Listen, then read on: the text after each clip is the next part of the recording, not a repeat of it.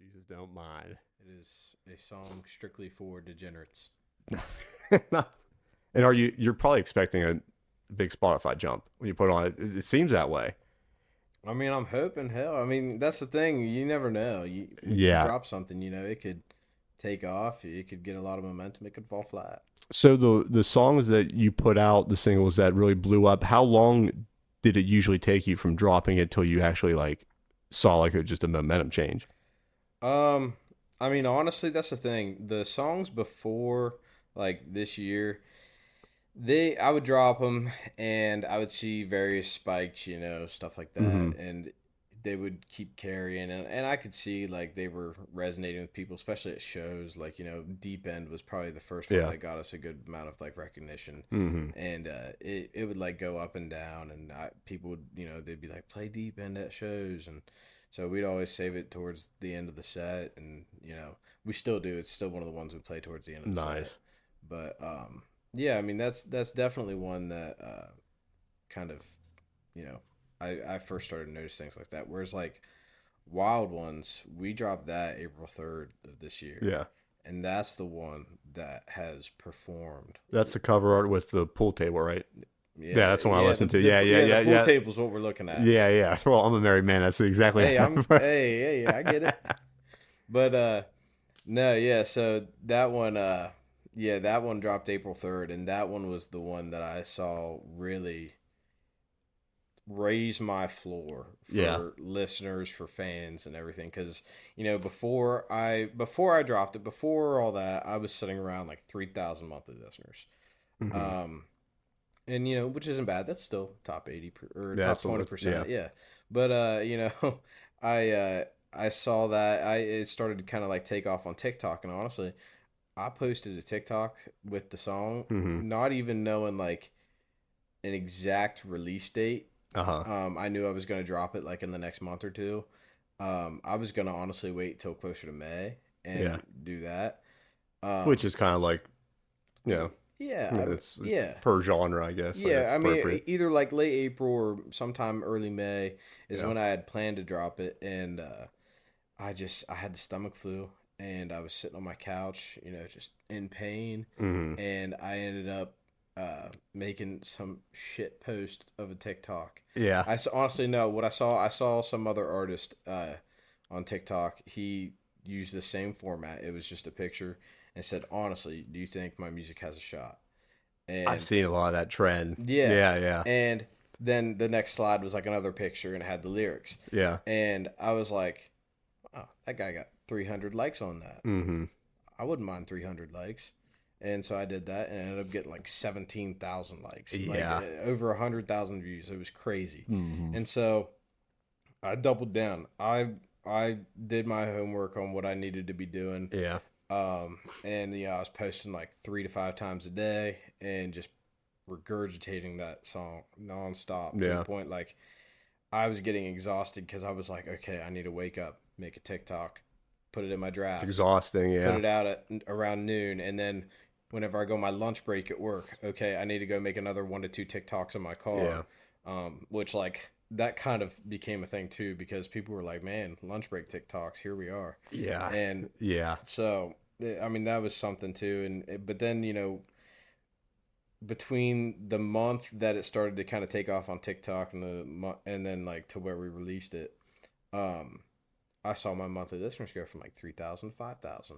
And I was like, oh, okay. So like people are not only like excited for this song, but I'm getting a couple people. There's a turnover from it. Yeah. I'm getting a couple people that are like, oh, this is like, he actually has other stuff. Like I'm going to listen to his other stuff. And then I dropped that song, and actually it's kind of cool that we're here today, considering you texted me last night? Last night. Yeah. That's as of today, that song hit 100,000 on Spotify. Damn.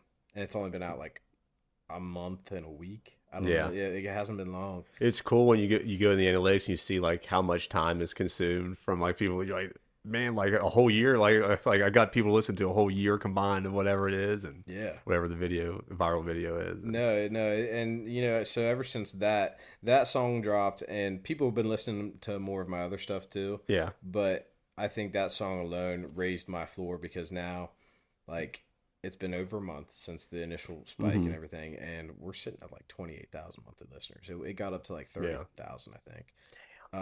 So like we're sitting right around there, and then summertime's always like a good time for us too, because Yeah. a lot of summer playlists, like we know our music is on a lot of that. Hmm. So Yeah, I just don't know. Like, it seems like country as a genre is changing a little bit. I could see like the mold was you got to get that single out like late spring, right before concert season hits. But really, like, not everybody's singing about beers and trucks anymore, and you don't have to have that single out right before Jambo for it to be effective. You can kind of right, drop it, throughout the year. right, and I mean that's true. I mean, and we have some songs, that are, You fun have rock to, and party yeah, songs, and it's like, okay, these do make sense to release in spring, right. summertime. But then like we have some other songs too that we're going to be putting out that are, I mean, honestly, some of them are deeper cuts to me Hmm. that just they're not like, fun party songs. They are, Yeah. some of them are sad, some of them are, they really make you look inward, I Hmm. think. At least they made me look inward when I wrote them. Yeah. So yeah, I mean yeah, country music has definitely changed in that Hmm. respect. And it is just so crazy the avenues of success. I mean, just to be able to put out your own stuff to a TikTok and spread it out without having to go through a major distributor. I mean, back when I started, like the only way to really get, not the only way, but a major way to get, it was called like the Florida Georgia method, is like you go to like an Ohio, you go to like say Ohio State convention for their fairs, and you can press them, and then you go out and book your own stuff. Now you can just DM the fairs directly. It's so nice. It's Hmm. so nice. And then when you have those numbers like you have to back up, it's like that's what like most clubs care about, is just, all right, let me see the numbers, and then they kind of like look into your press Right. kit and all that stuff. Right, yeah. A lot of clubs, they just care about the numbers now, and they honestly, I feel like a lot of them don't even look at a press kit anymore. I think it's more of like what your Instagram homepage looks like. Yeah, Like what does your what's your Instagram what does thumbnails? your Instagram look like, and what does your like Spotify look like? Maybe Yeah, TikTok, yeah. stuff like that. And I think those alone now can get you booked. I'm glad you said that, because been telling people like these electronic press kits that you're emailing. I mean, the people that are booking these bars now, they're younger than us, so they're looking at Instagram as soon as if somebody enters their club, they say, "Hey, you should book this band." Where are they going to? They're going to immediately go to their Instagram page and be like, "Oh, this person has 100K followers." They go through their thumbnails. They see people on podcasts. They're active. They're doing like what you're doing, just posting constantly. I mean, it's a no brainer. And Yeah, and honestly too, like one thing I did kind of recently, um, I had like a couple TikToks where people were commenting like, "Hey, come play a show here, come play a show here." yeah, So I would like screenshot it and like get those comments, and I just put those comments into an email for booking, and I was like, "Hey, this many people want to see me play yeah, here. Let's do it." yeah. So, and the stuff like that. I mean, really, yeah, the press kit I think is starting to become kind of outdated. I think more so now it's like a branding kit is what Hmm. you need. It's harder to lie about numbers too Yeah. when your followers are right there. Yeah, I mean that's the thing. And honestly, that's I look at that as a good thing, because it gets frustrating too when you see like an artist who is just going balls to the wall with it, Hmm. who they are grinding day in day out, and they do have the numbers. Yeah, But then you see like another artist who fabricates those numbers, yeah, and then they get a hmm, good slot on a festival lineup, or they get in a cool venue. yeah, Like now it's kind of those people are having a hard time booking, which I yeah, think is good. Like go yeah. put in the work, and get the numbers if you Yeah. want to. Yeah, you can fake it till you make it. You can fake it and then say get into these festivals where like it's harder to track how many people you're bringing in. But if you're faking these numbers and like say you're playing somewhere like say Jurgles and you're like convincing them through this press kit that you're going to bring thousands in, and then like they see the numbers to see you and only you, you can, that's when you can kind of get the phonies out of there. But I mean, because Right. there is methods like to go on Fiverr and just like I'm gonna buy 50,000 followers, but I think it's getting more and more transparent of who's doing that, and Yeah, it'll come and to bite you. Is yeah, karma. and I think too. I think at least I hope that venues are starting to kind of catch on to that because I feel like a lot of them have fallen for that. Yeah. For instance, I mean I won't name names, but a buddy of mine he actually books like a bar slash music venue type Mm-hmm. deal, and he initially was like, "Hey, like, what do you think of this person? Like, they want to play here. Mm-hmm. Here's their Instagram, Facebook, and all that." And I was like, "Okay, well, they have 14,000 followers on Facebook. They have, 10,000 followers on Instagram. That sounds great. Yeah. Yeah, go look at their posts. They're getting Yeah. 2 to 3 likes a post. Mm-hmm. Like no one's engaging with them. Yeah. They either bought their followers or they had one viral spike way back when and it Yeah. has died out Mm-hmm. now. Yeah. I had a because my TikTok was like that. I had viral spikes, and then I had a rebrand. And I kind of just like build it back up from Yeah. there. But Yeah, and a lot of people do that too, and that's good too because you already have that built-in mm-hmm. audience. Yeah, and it could be too. It's like somebody could be really, really popular, have a lot of friends that would initially follow them, but they might be posting at noon every day. You know what I mean? It could Yeah. like they could just have like poor marketing skills, or there's something off though. Like when you see that, there is something off, and that's just a beige flag, I guess they could say, to like look further in. Like then you click on the followers and you see like, oh, this guy's from Nicaragua. But you start scrolling, this guy's from Puerto Rico, but it's supposed to be Right. this like local, like Right. Well, and then the other thing is too is like, have you seen that whole trend of talking about like blue dot fever? uh-uh. Yeah, so What's this? it's a big thing right now. So like Post Malone, he canceled his tour, right? Okay. Which honestly, I like Post Malone. I do. Uh-huh. I like music of all different kinds. Uh-huh. So I hate to see this happen, but like he had this tour planned and he canceled like a good part of it. Uh-huh. And a lot of people are saying it's because he couldn't fill the seats. The Okay, empty yeah. seats on Ticketmaster Yeah. are blue dots, so it's called blue dot fever. I gotcha. And while I'm not saying that happened with him because he's clearly a mega Right, superstar, right. like he's huge. Yeah. I think you're seeing people who do have like big TikTok followings or big Instagram followings that those followers don't necessarily translate into ticket sales. Yeah, it's like do you have followers, or are you good at getting attention to yourself? Because like, are people engaging? Are they paying attention? Like, when you see, I do that a lot of times with podcasts. It's like, are we having a good conversation? Somebody wants to, like, they'll see a clip and they want to engage in and like listen to the whole episode. Are we just like trying to think of the most viral thing I can tell you in the first 3 seconds to get people to watch like one reel? Right. Yeah. And it's also like, again, it's a whole different animal when you look at ticket sales and the live show versus what's on social media. Mm-hmm. Because, I mean, hell, we can go and book a show anywhere in the Ohio Valley Mm-hmm. and likely pack the place. Yeah. I only got 3,000 Instagram followers. Right. So, like, that's the thing. I mean, Yeah. it's one of those things. Like, Yeah. can you put asses in seats? Yeah. And I think Yeah. and I think that's something that is lost on a lot of people too. And I see how some labels and management companies are kind of doing the workaround on it because what they'll do is they'll get like their TikTok artists that blew up on TikTok. Mm-hmm. They'll get them on a festival lineup Yeah. where it doesn't matter if they bring people because Exactly, they're not yeah. the headliner, Yep. but they're on the lineup. Mm-hmm. And so then they say, okay, you have the social media following. Let's get you your actual live following. Like, Yeah. and then they'll make them tour. They'll make them do all that and really cut their Yeah. teeth, which is good. But then you get, again, you see some TikTok artists kind of fall flat with that. Yeah. Who they'll go and they'll play, and it's like they've clearly never been on a stage before. Yeah. And it sucks because I know if it were me, I would hate for my first time on stage to be a big venue Yeah. or a festival. Like I'm so happy that I started out like Yeah. in some Yeah. of the nastiest dive bars. Mm-hmm. Yeah. Exactly. Barton Trap was my first one. Down in the bar. That was I think my first legitimate show where I brought people was House of Brews in Fallensby. Really. Yeah.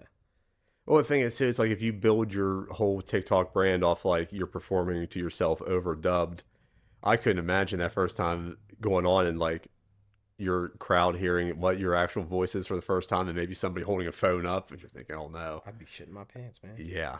I'd be shitting my hell. There's times I'm on stage and I'll hear someone yell something that's hilarious, and it'll take me out of it. Yeah. Hell, last two shows, no, not the last two shows, two out of the last three. Because we normally end the show with East Ohio, Okay. and two out of the last three.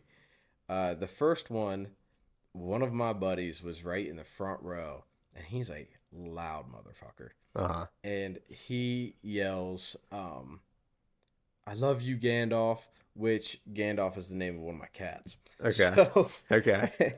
which it just, I was in the middle of singing it, and I just start busting up laughing. Like I kept going with the song because, like, you keep going, but it just it made me laugh so hard. Like I forgot like the last line of the second verse or whatever.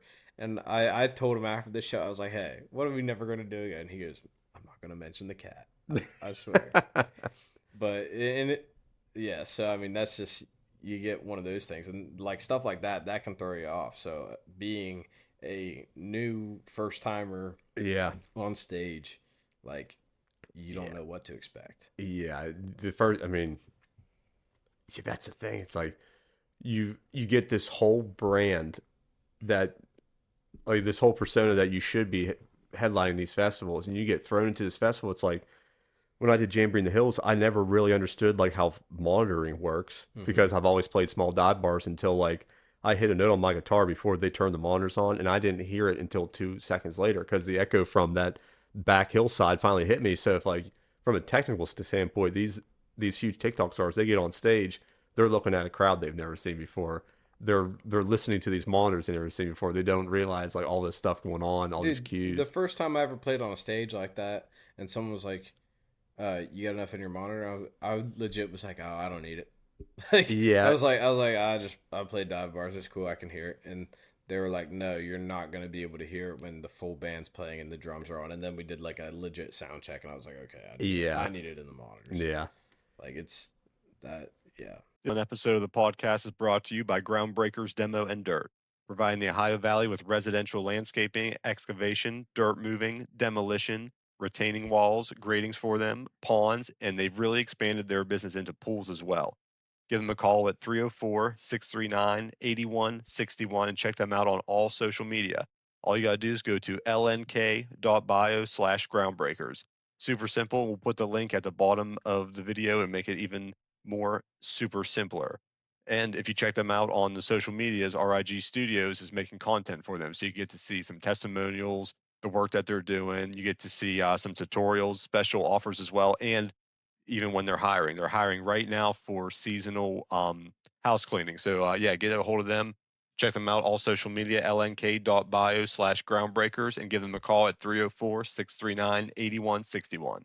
You don't do tracks or anything, right? No, No, we don't do yeah, tracks. Yeah, yeah, no. But we have some pretty grueling practices where yeah. like we will go start to finish. It won't always be in order, but we'll go start to finish, and we'll like say, "Hey, let's make sure that we do this here, this here, this here." Leave room. The thing is, I don't ever want to do tracks like that because there is something to say about it being impromptu. Like, Mm-hmm.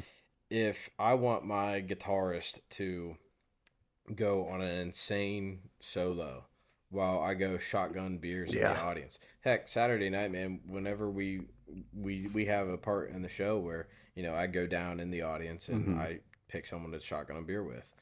And this time I picked one of my boys. His name's Waggy, and I couldn't find him. Like it was so packed. I was like trying to inch through Uh-huh. people, and I was trying to get to him, and I couldn't find him, and I was just like standing there for a solid minute, just like looking for him.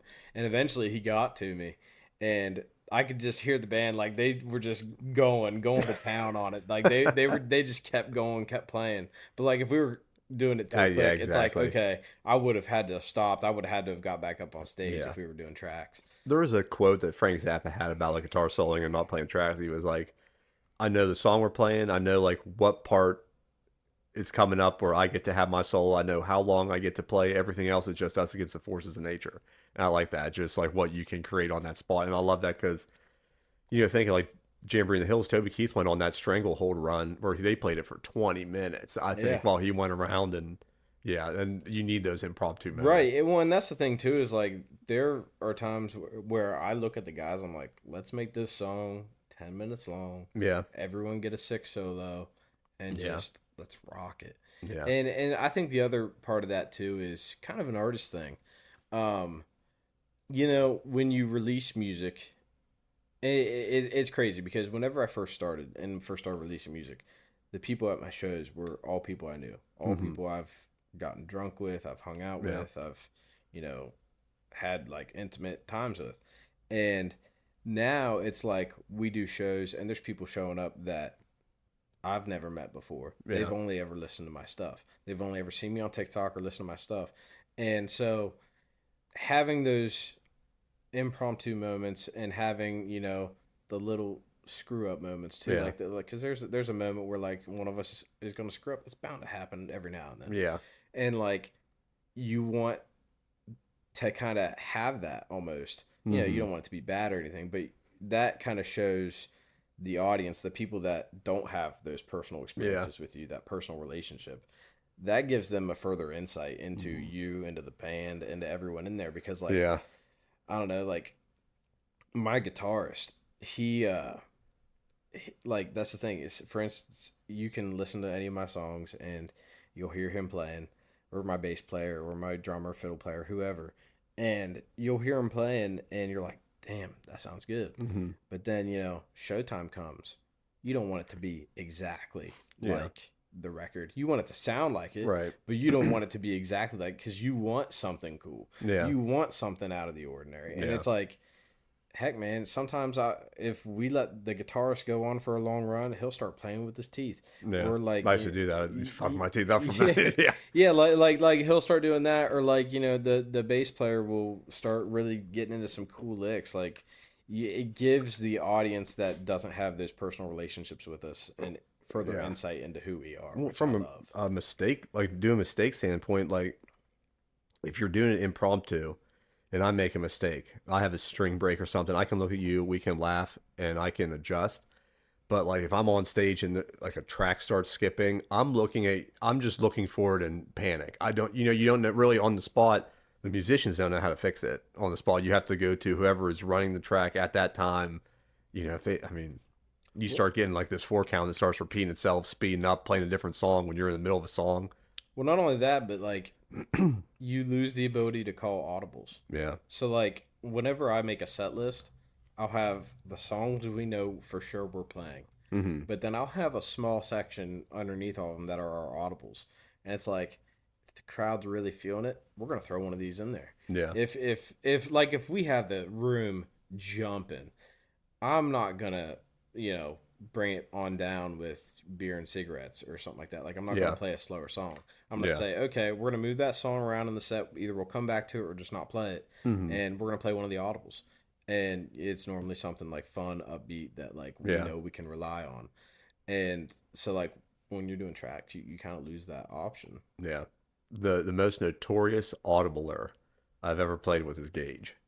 Oh yeah, He's the king of like calling out like an audible right before a song and never had a problem, but sometimes we would have a replacement that night. Like it'd be like Greg Molnar playing bass for us that night, and he yeah. would be like, "We're doing Grundy County Auction into like this song," and then I would like have to sprint over to Greg and be like, "All right, we actually only play like only two verses of this song, but this next song is actually a half key down." Like I had to like explain what's going on because like when you have replacements coming in, they Oh have yeah. When they you do your have homework. replacements coming in, that definitely Yeah, limits what you can do. They could be the best in the world, yeah, but like it still it limits what you're able to do hmm because I mean unless they've been to enough practices where they know yeah. exactly how you play everything, like that can really.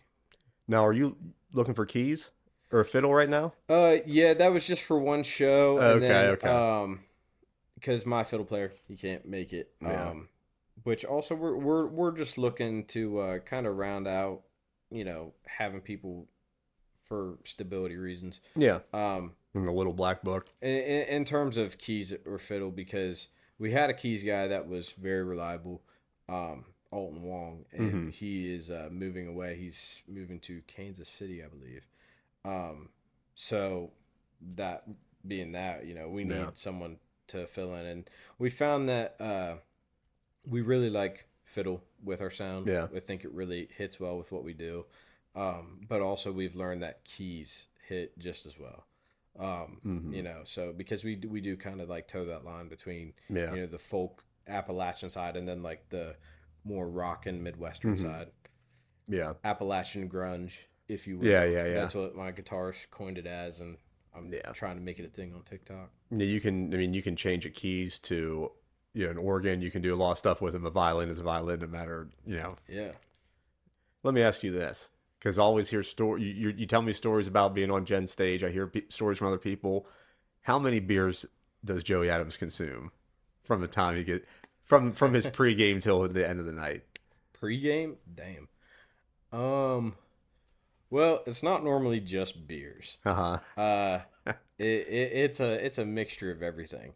But honestly, I drink enough to where people know like I'm having fun. Yeah. But I also when I first started, I got so into it, and I was like, man, It's easy too. it's so It's easy. so It's so easy easy to too. shotgun It's so seven easy to beers. not taste anything when Yeah. yeah. The first show I ever played in like the Wheeling area, which I think it was at Jen's. Yeah, it was at Yeah. Jen's. Like I sliced my hand open on a beer can, and that was like a wake up call. I was like, okay, maybe I shouldn't be downing 20 Yeah. beers Yeah. or whatever.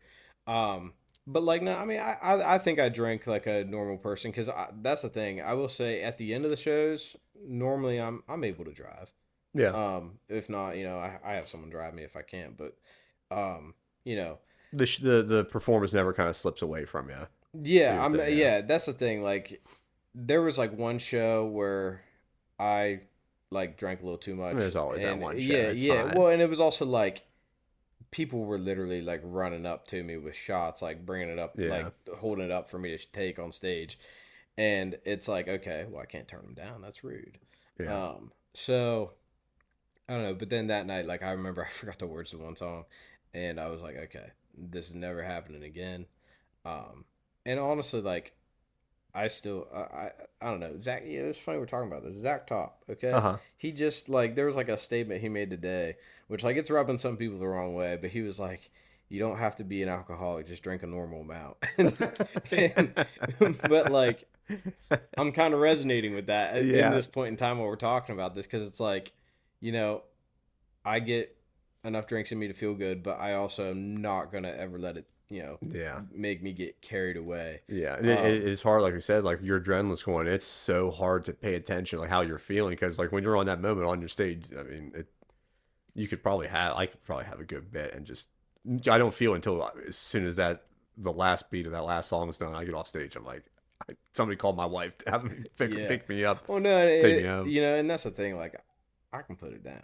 Like, Yeah. I can put it down. See, I can't anymore. You give me a bottle of Jack and it's gone. All right, but that's the thing. It's all about knowing your limits, knowing that moderation, and that's the thing. I want to make sure that everyone else is having a good time, Hmm. and doing the ceremonial shotgun in the audience, Yeah. and different stuff like that. Like this past show, I was pouring beer into people's mouths, like from the stage. I was just holding it out.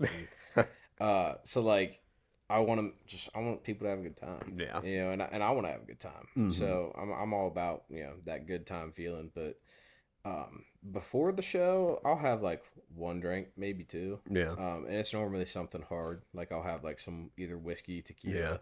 Yeah. This past time I had like a vodka soda, Hmm. courtesy of the bridge.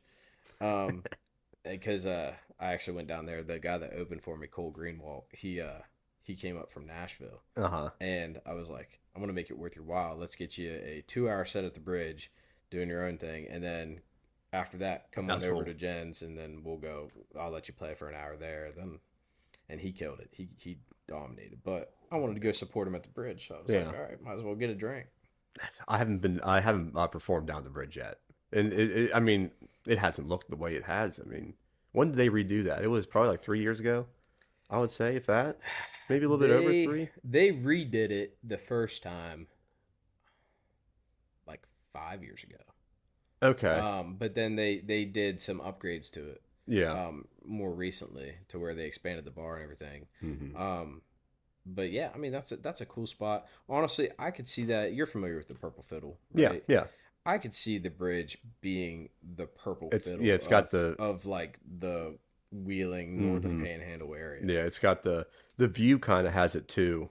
The you walk in, the band's right there to your left, Yeah. just like those like the But same like size natural it's bars. an intimate vibe. Like Yeah. people aren't going in there. Like that's the thing. I could never bring. I mean, I could, but I probably couldn't bring the full band into the bridge and Right. Yeah. rock it out because people would probably break something. I mean, they Hmm. got some nice stuff in there. Yeah. Whereas like you could definitely go and do an intimate show. Like that is a Yeah. place where I think that they could keep getting bigger and bigger artists to come in, do an intimate show. Yeah. And it's just like the perfect. It's the right way to set up a bar because, as far as like people leaving, you have to pass the band as you're leaving. And if that band's rocking and people are dancing, the last thing you want to do is like cut through everybody to get out. Right. Yeah. Yeah. I don't know if I asked you this last time I saw you in here, but what's your like favorite place in the Valley to play? Would it be Jen's? Oh, I can't pick. You can't pick. No, I can't pick. Well, and it depends on what you deem like the valley. Yeah. Like how That's far out? true, How yeah. far out does Yeah, that because go? if we're talking like a high river valley, we could be talking like Well, and I out mean, towards. yeah, I mean that's the thing. Like I've played some really cool places. I mean, I can list a few. Like Generations, that's definitely the rowdiest spot. Yeah. Like, and that's I do love it there because we can pack. Like we had like probably 500 people in there, Saturday, and it's fun. It's rowdy. Like people can drink, they can fight, they can fuck, they can do whatever. Like it is. They can they can hit cars and drive. Have you found the scoundrel yet? We found him. okay. We found the guy. Let's dox him right here. Let's out him. Name and Pending. address. Pending a formal investigation. But yeah, we found him. But no, like Jen's, that's a rowdy spot, and, Yeah. and honestly, like the Duplagas, they've been so good to me because like that has been the stage that we started cutting our teeth on. Yeah. The first like 2 or 3 shows I played with the band, it was like okay. I was nervous because like I never played with a full band, and so it's like okay, let's do this, and then Generations again. Granted, it got me drinking a lot during shows, but it really like made me just become a better performer and understand the ins and outs of okay, I'm not just here to play music. I'm here to perform. I'm here to put on a show. Yeah. And Yeah, because Jen's, I mean, because that's the thing too. Generations, if you don't bring the energy, people are gonna leave. People will not show up. They will leave. And the Duplagas watch that yeah, they like a hawk. They oh, know they have it down to a system. Like Yeah. we bring in some guy and we saw that the flow of people out. We looked at the stage and saw nobody moving. No energy. Yeah. But no, they've been really good to me on that, and honestly, like Hawk, the sound guy there, like he has like he always gives me feedback at the end of every show, and he kind of gives me a pep talk before every show too. And the feedback at the end of every show is like he'll be like, "Hey, you did good," but he'll also be brutally honest. He like this last show, he was like, "This is the best performance I've ever seen out of you guys." Yeah. But then like the show before that, he was like, "Could have done better." He was like, and I know it's that tough love. Yeah. He's like, I know that what you can do. Yeah. And there's always room for improvement. I mean, the house sound guy too. He's there every night when there is a band. He watches that same crowd. He knows. Yeah, he knows the ins and outs. But then that pep talk beforehand, it's the same nature. It's not really a pep talk. He's like, hey, don't suck. Yeah. Like don't be a dumbass. Like just he's and because of that he's easily. I will say that Hawk is probably one of my favorite sound guys Is he? to work with. He's great. But then let's move away from Jen's. Like then you got like Waterfront Hall. Love Waterfront. I love Waterfront. Love the sound guys. Yeah. I love all of those people. They are so nice. They're so inviting. They're so supportive. And they do the same thing too. They'll dog on me.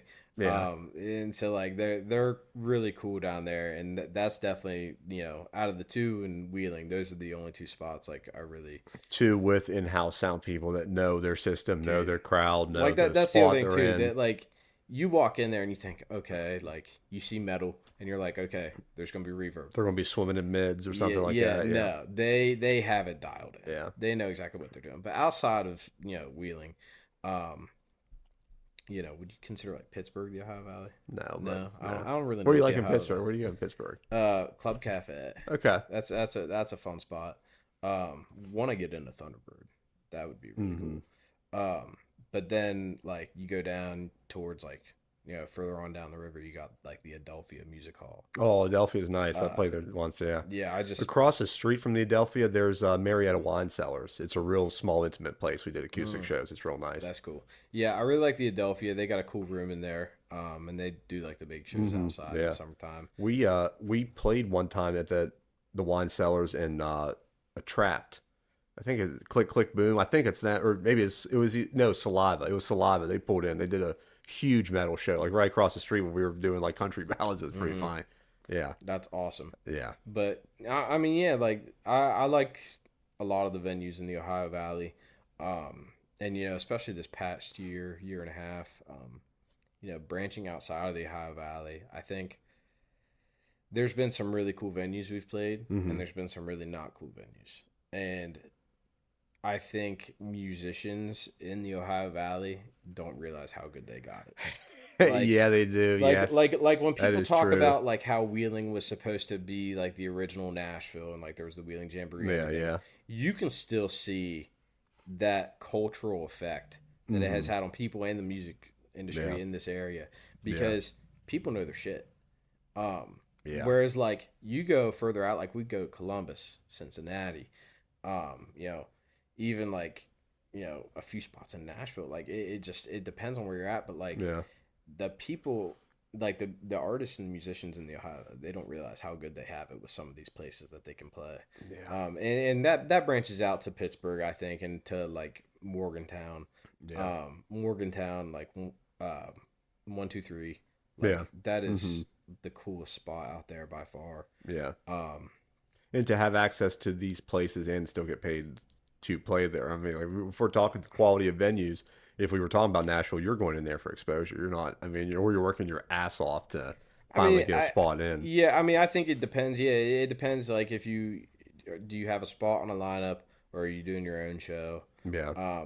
I think a lot of people go down there and they think like, okay, like I want to do the whole music thing, and then they don't realize how hard it is, and then they end up playing for exposure.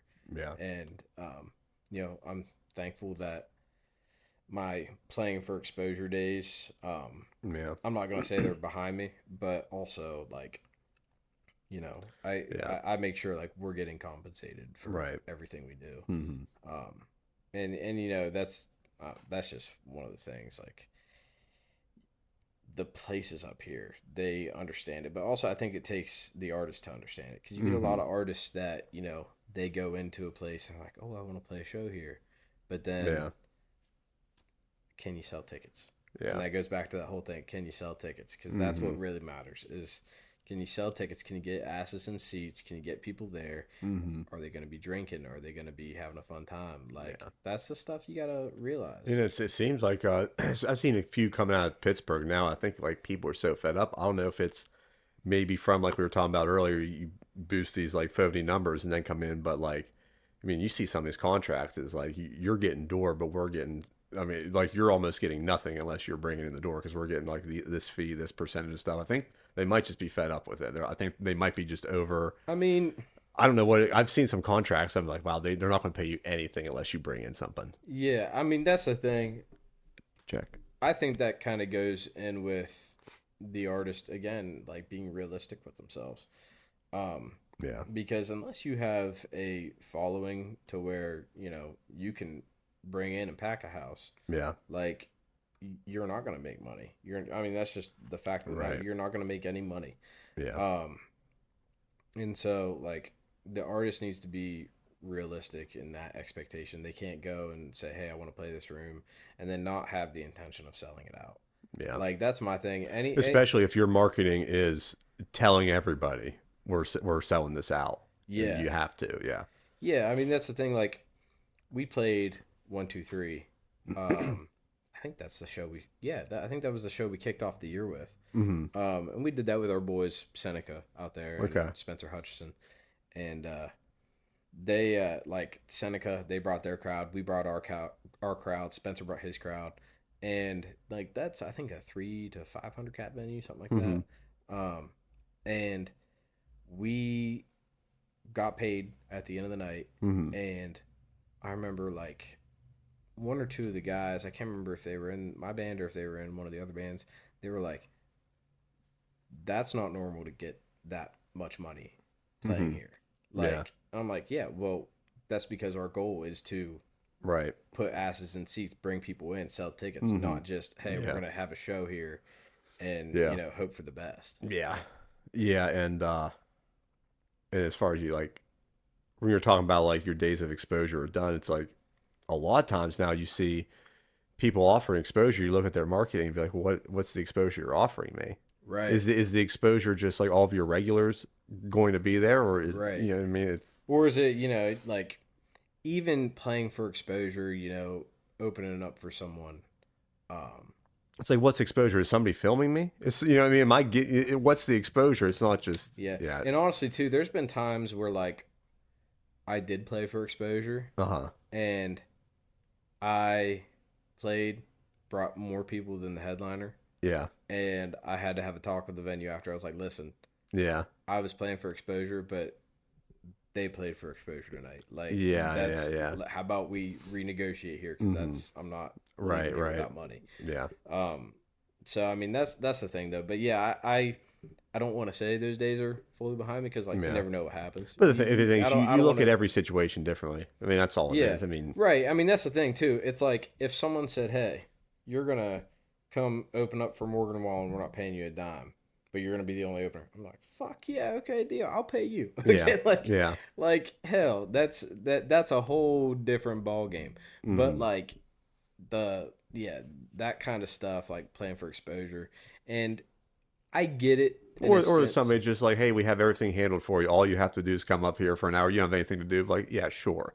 But yeah. See, even then, I'm like, no, like, Yeah. because the thing, if my name's attached to it, then That's I'm, true, I'm yeah. gonna be bringing people, Yeah. and so it's like, okay, I am entitled to some of that. That's true. Yeah. But also, like, I don't know. I think when you are first starting and you're cutting Yeah. your teeth, like, I think it almost is needed to play for exposure. Yeah. And you can cut your teeth and pass the bucket around the other night. You'll probably get the same amount as if you would, negotiate something like that. Right. Well, and it's also like, I remember I first played Club Cafe in Uh-huh. Pittsburgh, and I opened up for Charlie Parr. Okay. And at the time, he was touring, doing a big thing, and they were like, hey, like, I think at the time they were like, we'll give you $50 for 45 minutes. And he had a big following. Like, it was a Wednesday night. He sold the place out. Uh-huh. But I knew he was going to do that. And I did it. I was like, okay, I'll play, $50, I'm driving an hour up to Pittsburgh. Mm-hmm. That's basically paying for exposure. Right. But it worked out in my favor because now I go to Pittsburgh and I have a built-in crowd there. Yeah. Like, no, I don't have to rely on, people from Wheeling or people from anywhere coming up. Like, and it shows too, like, I can go back to like streaming numbers. I can see what cities are Yeah. my top listeners. You can go ages, gender, everything. And Pittsburgh consistently top 5. Really? Like, it is a big city for me. And that's something too. Like, I think if we go and we advertise it that, hey, we're doing a headline show at a venue up there, like How's Columbus for you? Columbus, Because when I was with Matt, it was flip flopped. We had so many bigger numbers in Columbus. We'd always hit up Columbus over Pittsburgh, and it always sucked because I was like, we're driving 2 hours for like these shows when it'd been more convenient. But I've only done a handful of shows in Columbus. oh, really? I would like to do more. Yeah. Just because that's really not far from where I'm from. Because I'm okay. I'm from like close to Zanesville. That's from right. Yeah, yeah, you Brookfield. did tell me that. So like, and I have friends in like Newark and Columbus and everything. So like, I know they would all like to come out and see me and support me. But we do have good streaming numbers and good listener numbers in Columbus. So I think, Yeah. I was talking to you about doing that tour. Yeah. And I think whenever we do that tour, we'll likely come back and hit like Indianapolis and Columbus on the Yeah. way back. Seemed like Columbus always had like the bigger clubs, but they'd always be there for like 5 years.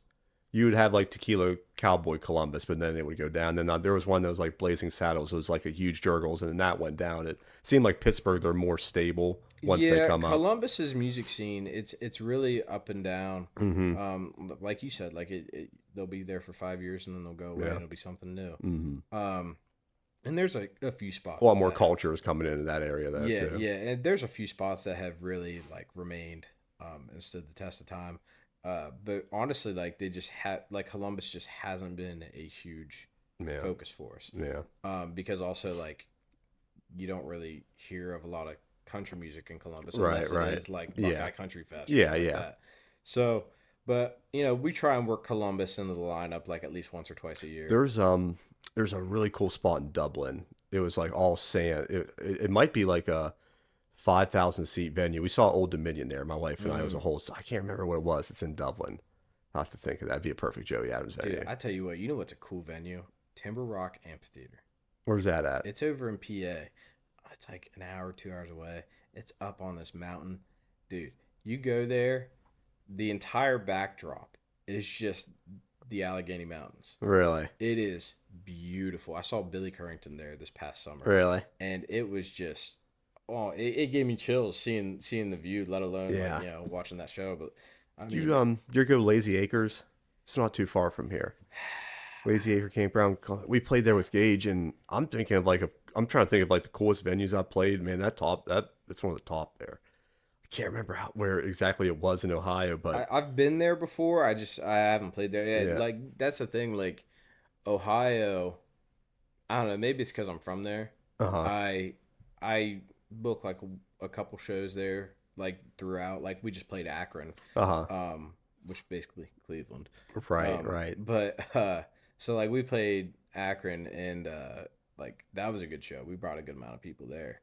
But like I'll probably throw Columbus in the mix and then Cincinnati at some point, maybe another one in between, and then for the year, like that'll be it. Like we'll do like 3 or 4 shows in Ohio, and Yeah. then like we'll move around because I already have like that listener base there. I want to feed into that listener base, Yeah. but also like I want to keep expanding and going other places. Same way with like Wheeling. Like 2 years ago, I'd have played Wheeling like 12 times a year, 20 times a year, 30. Yeah. I mean, but now it's like this year, I only marked it down for 2, Mm-hmm. and I think technically we're doing 3. Yeah, we're doing 3 now. Yeah. And but they're like spread out. Like that's the thing. Like we just played Generations. We'll do Waterfront for the Jamboree City. Yeah, yeah. And then we'll do another show towards the end of the year. Just looking at that as like kind of like home base because like we get Right. rowdy up in here. Yeah. But like yeah, that's the thing. Like we won't play Wheeling a whole lot because we don't want to exhaust it, which I don't think we could if we wanted to.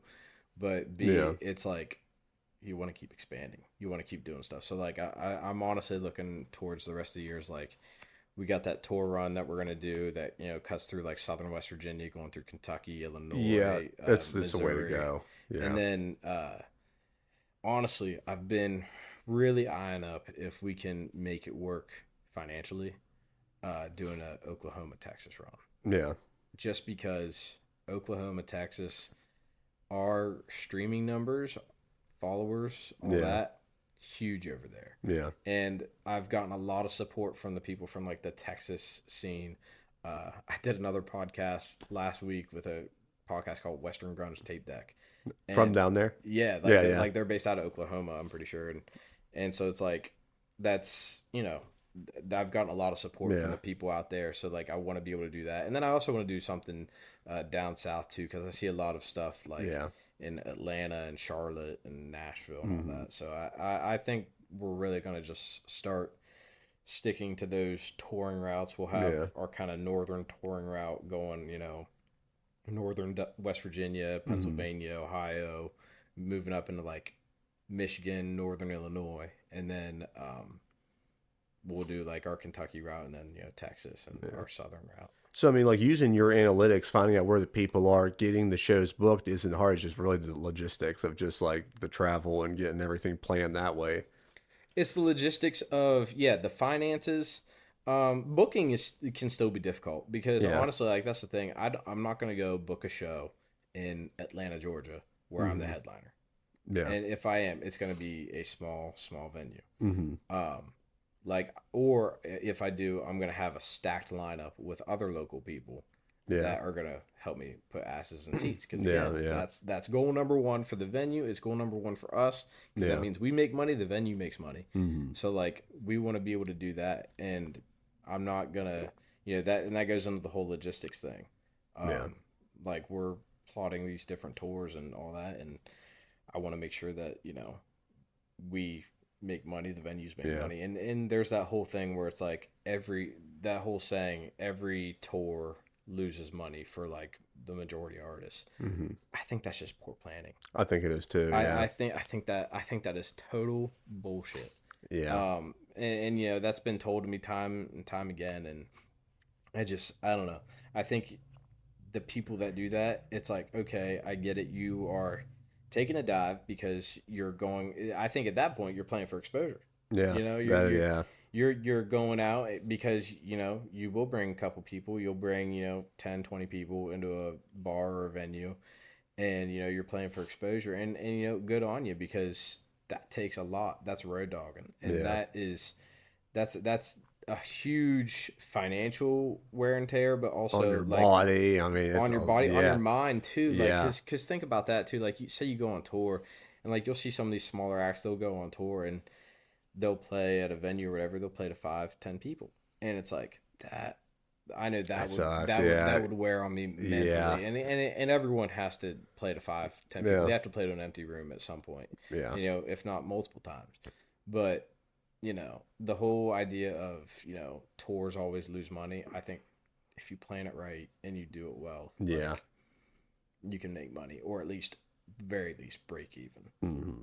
Yeah. And you can definitely break even just like how gritty do you want to live on on that tour?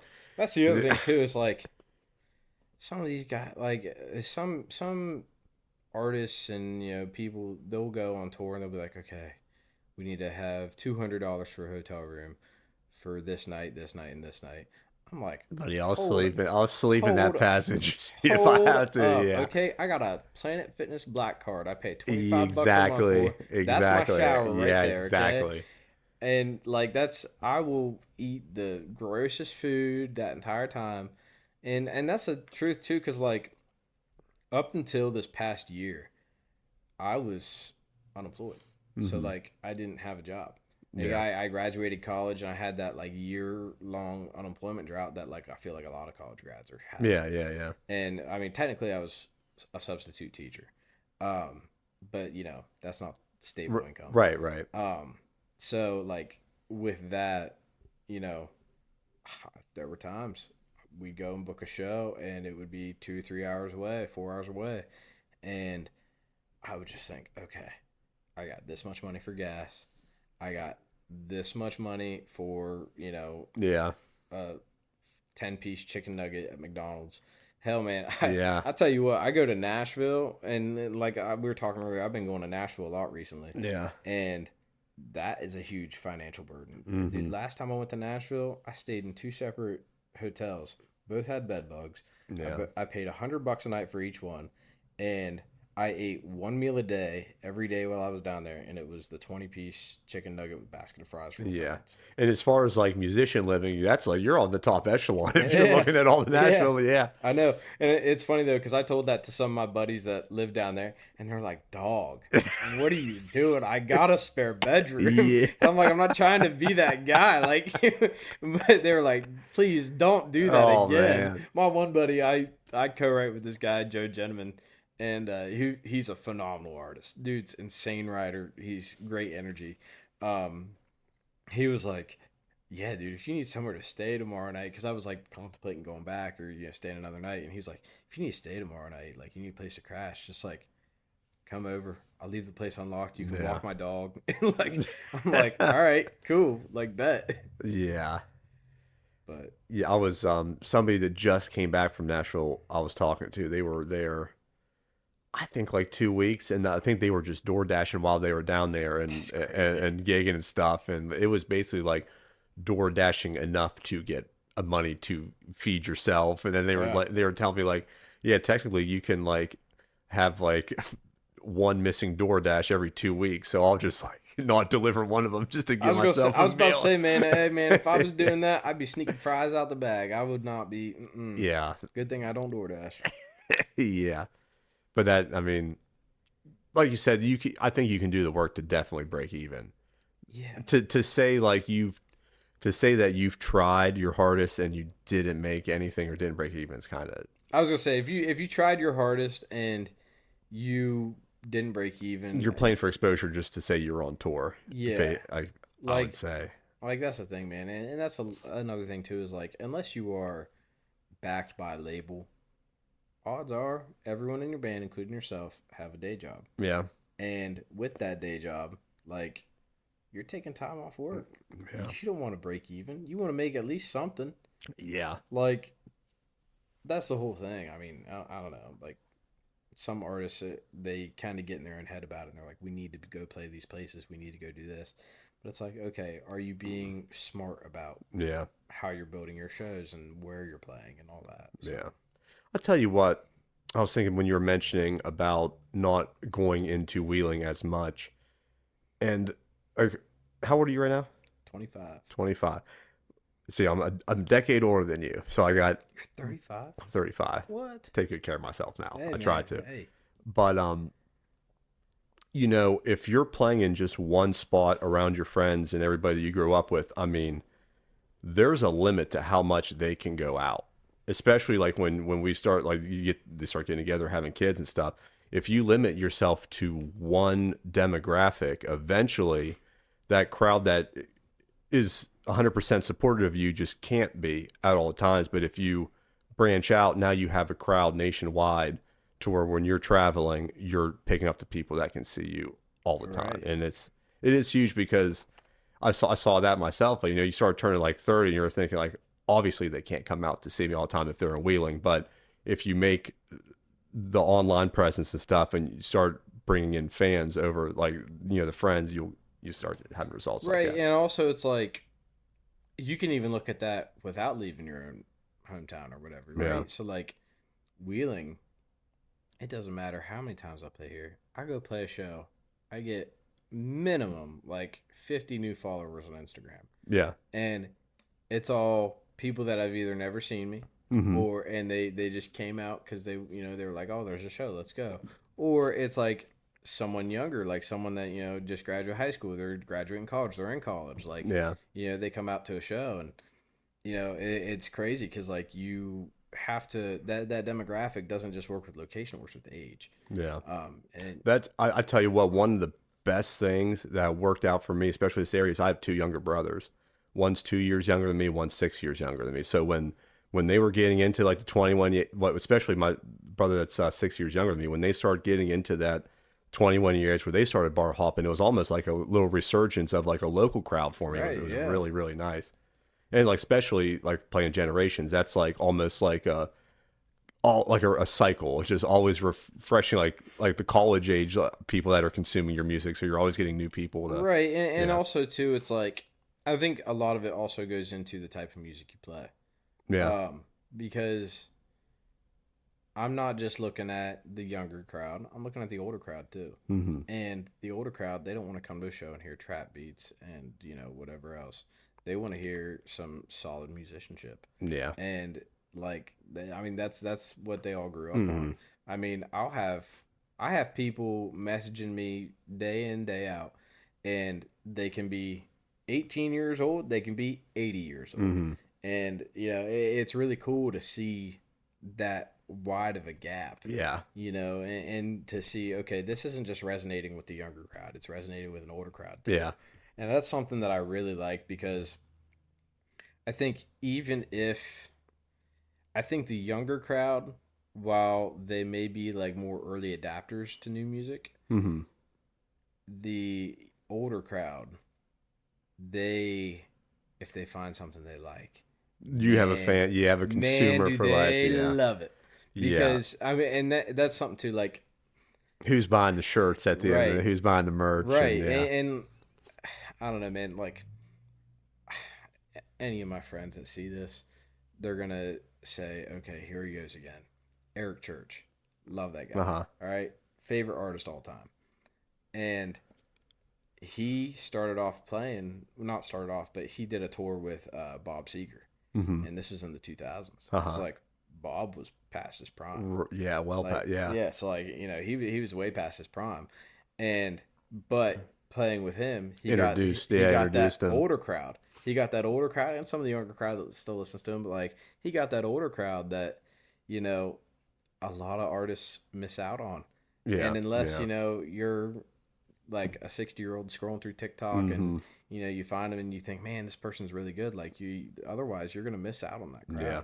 And that's why it's like it's important to be kind of inclusive in the Yeah. demographic and the age range and everything like Yeah. that. Yeah. 'Cause, I mean, it's like you would like that older crowd. You will definitely get that like lifetime consumer turnover. Right. So fat. I mean, there was one couple that I think older couple I met in Zanesville, and they just followed us around to everywhere. And I remember I picked up during COVID when we couldn't play. I picked up. It was when things were starting to lift up. I picked up a job at Kohl's, and I remember I got engaged, and like my manager was like, "Hey, there's an older couple that wants to take a picture out of you outside the building. They heard you got engaged." And it was this couple that followed me around. It was the weirdest thing, and all these other employees like, "What the hell is That's going cool. on?" That's cool. But yeah, that's like you will find if they are it's harder to get them in because, like you said, their tastes are a little bit higher. But if you can wrap them in, you got lifetime That's consumers of your product. taste is a little bit higher. That's another thing. Yeah, Because that older generation, man, they grew up with some of the best I know. music, some of the best artists, best performers. I mean, you got to think, like, our parents.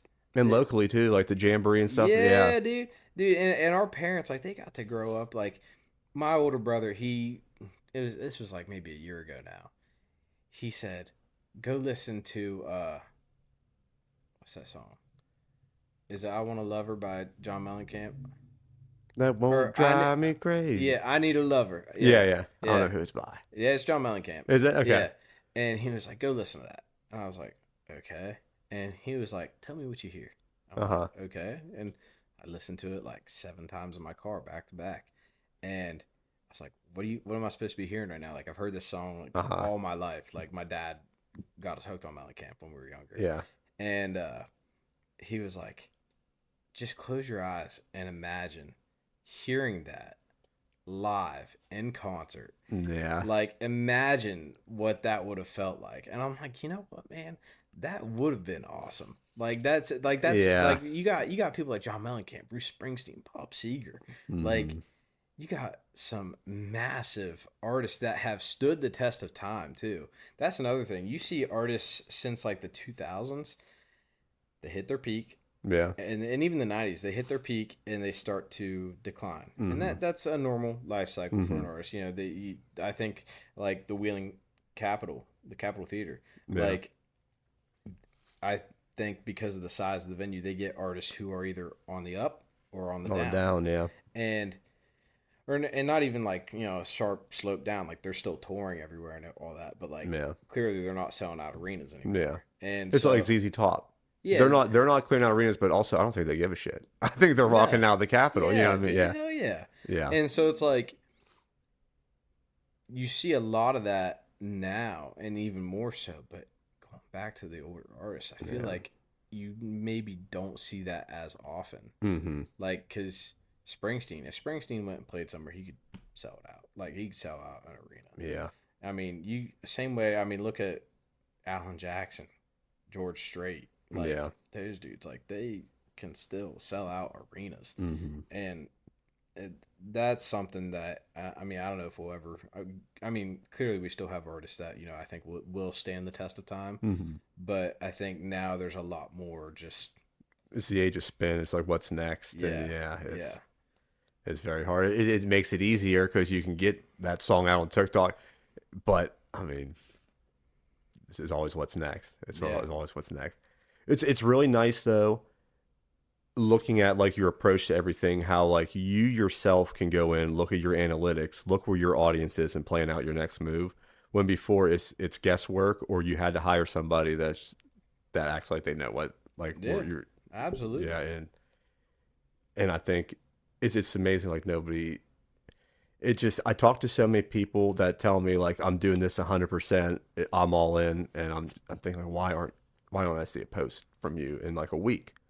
And over a week, and I use you as an example all the time as somebody local. I'm like, do you go on Joey's page, look at his of what he's doing, and then look at your page and think it's the same amount of output, but you're telling me that you're putting in like your whole life's work, you're putting in 100% effort. Where it's you gotta. You're not. And you never are. You never will be. Hell, I'm like that's the thing. Like I'm still posting on TikTok every day, every other day, whatever, and multiple Yeah. times a day, and or Instagram, however.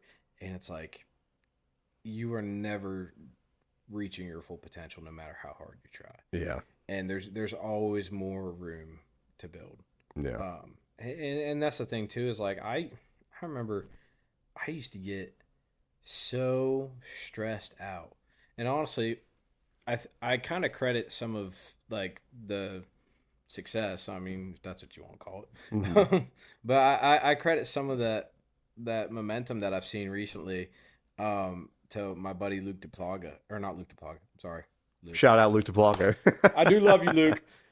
Luke Caraba. Okay. Similar names. Uh-huh. But Luke Caraba, he used to work for Mike Stud, and I was like talking to him one night, and I remember I was really frustrated. Like this was in the middle of winter, so it was like Uh-huh. I was seasonally depressed, and he was like, "Dude, you just have to go and be the most authentic version of yourself." Mm-hmm. And get as many people to see that as possible. And you don't have to be, and do not be scared about putting that out. Don't be I scared. think locally, so many people are scared of just putting something out that isn't perfect, that people might talk about, that they hesitate, and that's why I'm not seeing it. But you just have to jump. It doesn't have to be polished. Nothing has to be polished. People don't want polished. No. I mean, that's proof. You look at Bruce Springsteen, look at Zach Bryan. Yeah. They don't have the best voices. They don't have like anything Yeah. like that. They're unpolished. They're raw. Mhm. And that's what a lot of people want to see. They want to see that raw effect. And, but because of that like little pep talk that Karaba gave me, it Yeah. really kind of kicked my ass in gear. Yeah. And I was like, okay.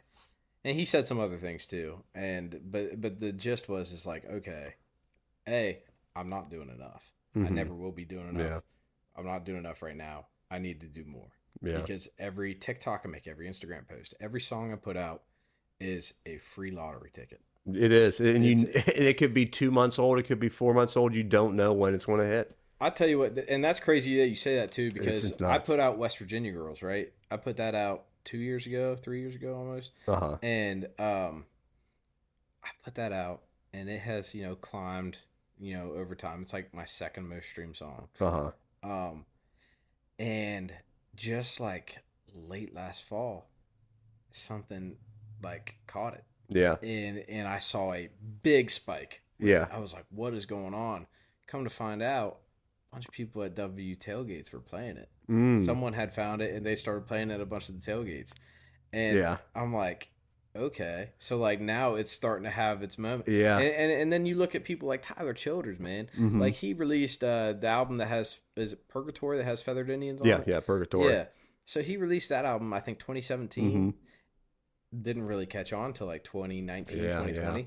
I mean, and even then you got all of his older stuff that then caught on too. Right. So like, I mean, a lot of people, they don't even say that Purgatory is their favorite album of his. And if you talk to him, it was like he wrote that before, during like the darkest point of his life, and Right. by the time it became popular, he's like, I'm not even that same person anymore. I don't even Right. want to sing these songs. Yeah, Yeah. yeah. So it's like you never know. Yeah. You really never know. But the whole point is to, take those shots. Yeah. Put every lottery ticket that you have out there. It's all free. Hell, It's man, all free. You can go make 20 TikToks in a day. One of them catches. Mhm. There you are.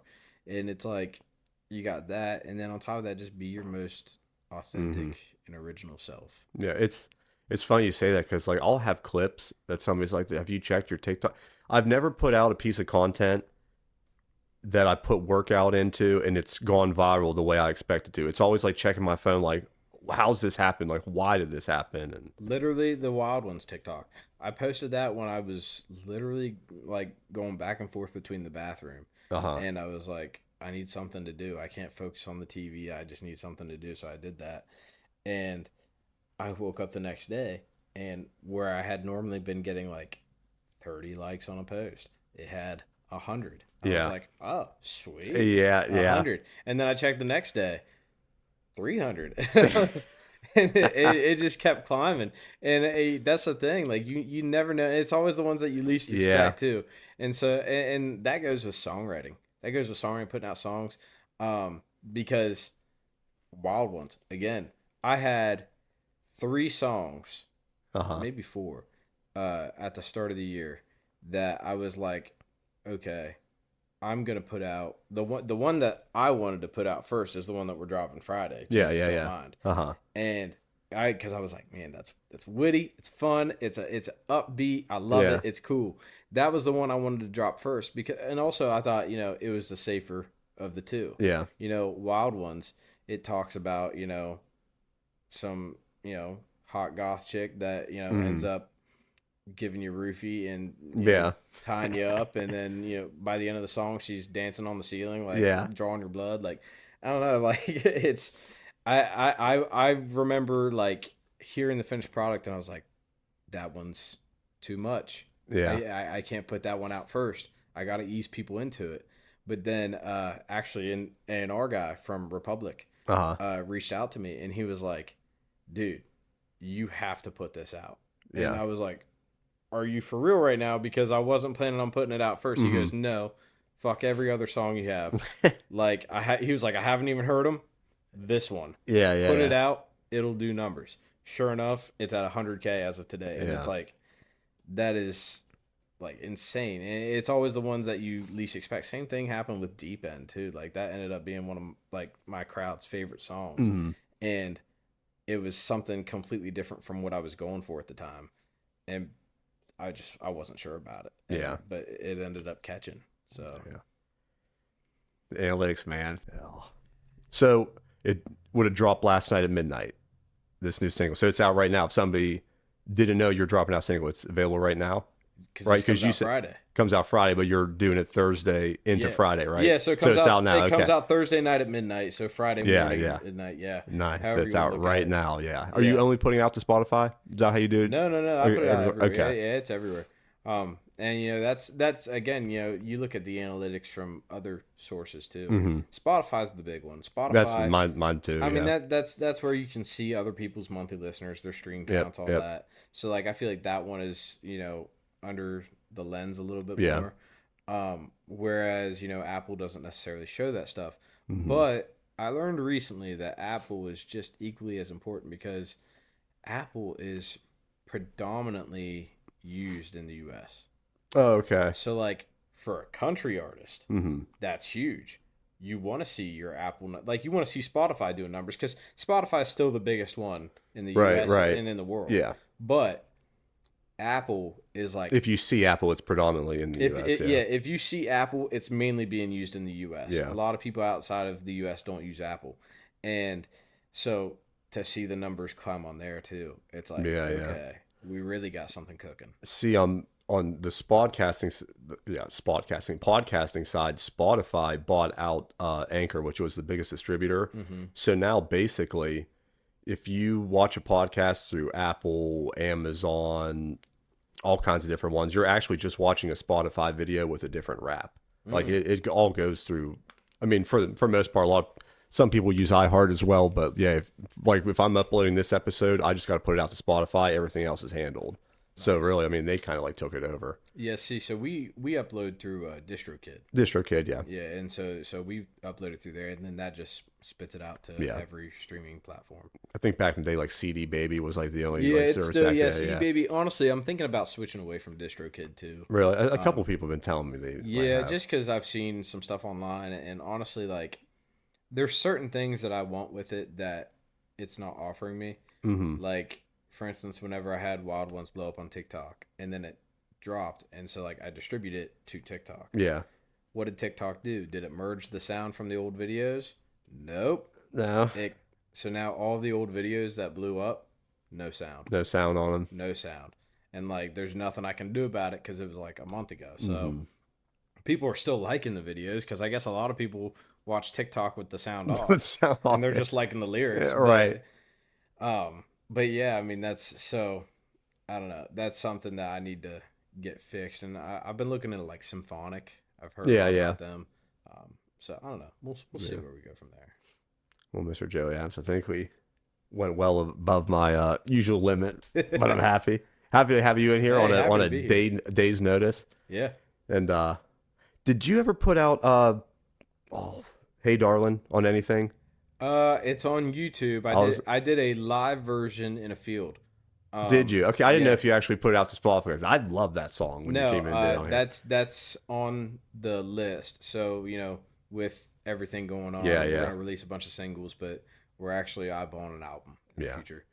So that'll be one of the cuts. That was really good, like Eric Church vibe when you did it here. That was perfect. Yeah, I love that one. All right, buddy. Good talking to you. Go check out the new single right now. Jesus Don't Mind. Jesus Don't Mind right now. Then after you're done, check out Wild Ones because it's a good one. Yeah. Thank you for tuning in, everybody.